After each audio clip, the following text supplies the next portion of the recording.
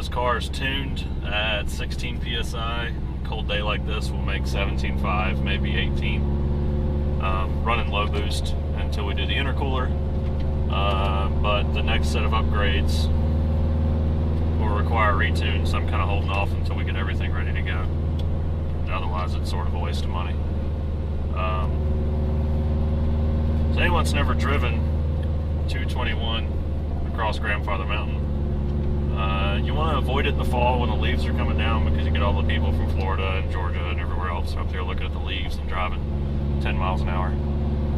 This road, per North Carolina law, is marked as resume safe speed. Now, when you cross the border into North Carolina, the state law is 55 miles an hour outside of city limits, 35 miles an hour inside city limits. This road also crosses between two counties. So the law on what the speed limit of this road is arguably 55, per the book. If you can do 55 consistently on this road, you're a better person than I am. I'm not the greatest driver. I'm no fucking Ricky Bobby or anything like that. And I don't have anybody to chase. Usually I'm chasing two much faster cars that help me find good lines. It's wet, it's slick, it's cold. But hopefully we can get some good noises for you. So I'm sure y'all are tired of hearing me talk. Once we get up here through the first section, we'll really start putting down some power. Here we go.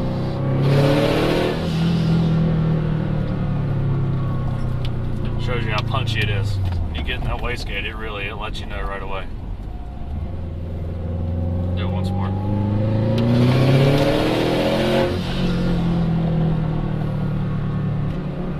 Really gives you an idea. It's got a huge surge. There's no turbo lag with this car. I've been keeping the stock turbo. I'm going to stay on the stock turbo. I think you can get plenty of boost out of it. When I put the pedal down, I'm immediately in boost, and we're making right at what I thought, 17.38 pounds. We're making right at what I thought on boost. Our intake temps are 63 degrees right now up here, 46 degrees ambient. Let's get on around the corners here. A little bump. So you notice the external wastegate initially flutters because early on it's being controlled by the electronic boost controller. Now I've done this really funky setup where I put a T and I have the manual boost controller as well. So your electronic wastegate control is doing this number.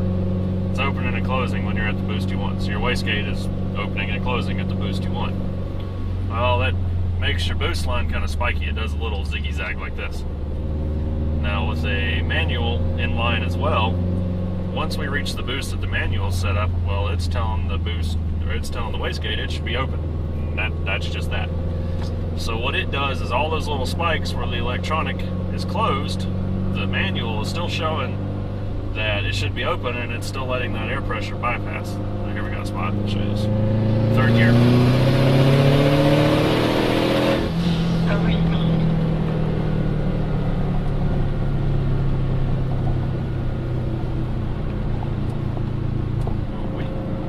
It is wet and slick up here. Woof.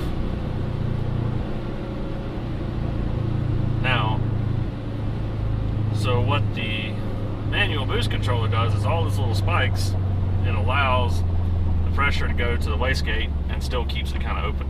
So instead of a full on-off flutter, what you actually end up with is a full open with the electronic and then kind of a half open with the manual. And I truthfully prefer that. When I was just running electronic, I would get boost spikes of nearly 20 psi. It's pretty vicious. And with the Subaru, that's pretty much asking for problems. You can run 20 psi, and yeah, there will be comments where people swear up and down that 20 psi is a totally safe number. And well, okay, that's safe for you. Congratulations.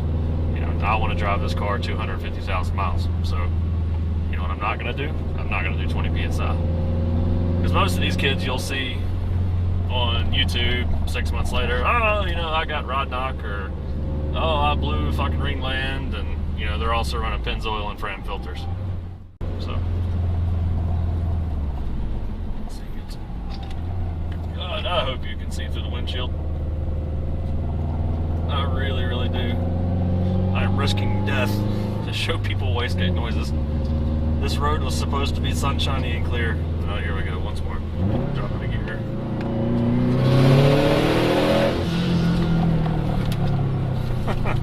Now we can see if we can even stop.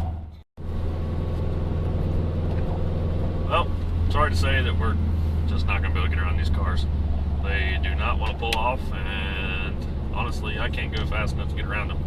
And truthfully, I don't want to go too much faster than what they're going. So, I think that's about it for wastegate noises. Let's back way, way up. We'll do that. We'll try to get one or two more. Here's a nice spot. Oh yeah, okay. Second gear, 2,500 RPM.